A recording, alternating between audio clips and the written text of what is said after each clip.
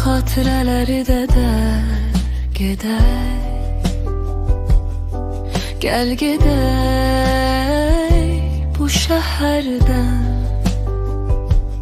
Yarpaqlar saralıb döküləcək qəfildən.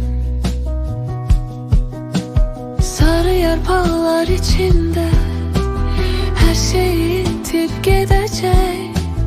Dəli Xəzri küləyi içimi göynədəcək. Çətin payızdan ötmək, qışdan bahara nə var?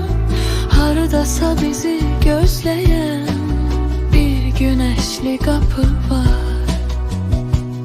Gəl gedək bu şəhərdən, bu payızdan